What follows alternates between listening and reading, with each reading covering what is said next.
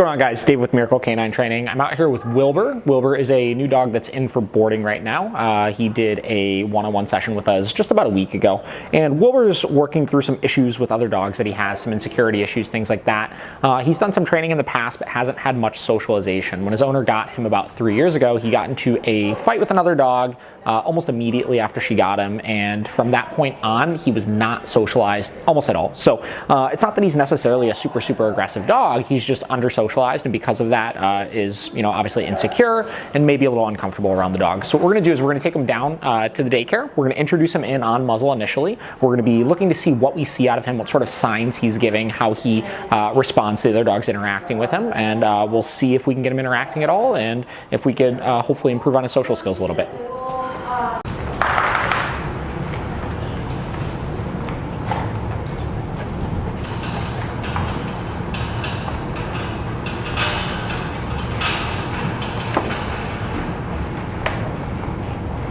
So the first thing that I'm looking for when I go to introduce a dog into the group is just what they do at the gate initially. I let them run up to it, I'm not holding them back from it, and I want to see if this barrier creates any sort of frustration. Would that create any reactivity or arousal, or do they shy away from the threshold or stay close to it, or what do they do?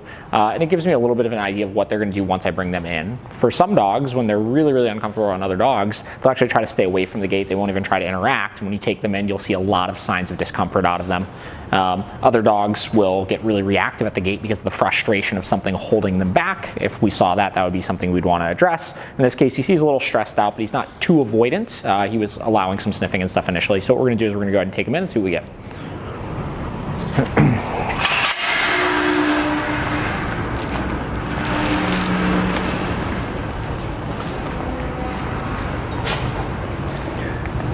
Now, same deal, I'm going to be holding the leash initially here, but providing no tension on it. I don't want to have him feel like anything's holding him back from getting to whatever it is that he's trying to get to here.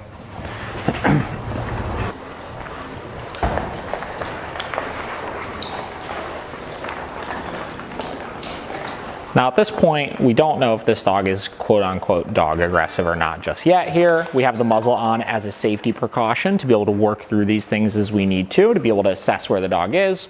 Put him in situations that we wouldn't necessarily be able to do otherwise if we were unsure about what his behavior was going to be like. And what we're finding here is that he's doing a pretty good job of staying loose, running around, sniffing, interacting and stuff. So we're going to give him a couple more minutes here, see what we get, and we may or may not take the muzzle off.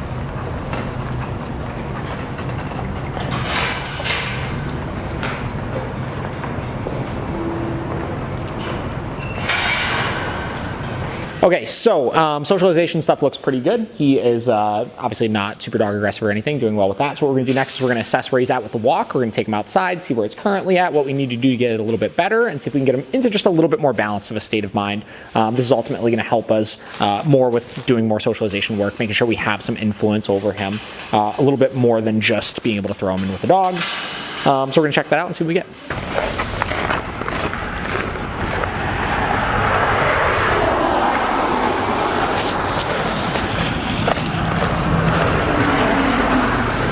So as you can see, he's not terrible. He's waiting for me, staying relatively attentive. But the problem is he's constantly forging ahead. He's still leading the walk here, and he's scanning a lot. So he's kind of browsing for a lot of things. You can see the ears and the tail and all that stuff. So what we need to do is we need to get him into a more natural position. Then you can see once he gets kind of digging into something and he's going for it, he starts to lose all focus here. So what we need to do is we need to get him in a little bit more balance of a state of mind, walking behind us. We're going to be utilizing a drill, utilizing an e-collar in order to do that here, and see if we can get him a little bit more attentive with us so that out on the walk we have that attention more in our direction.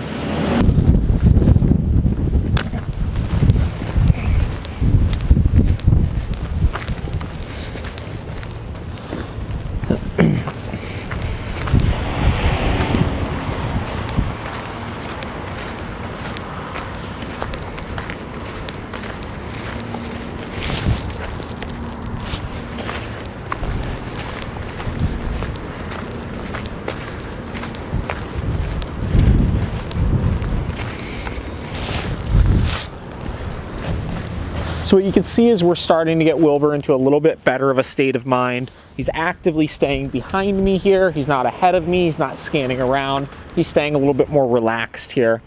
When I come to stops, he's actively stopping with me, behind me as well, which is essential here.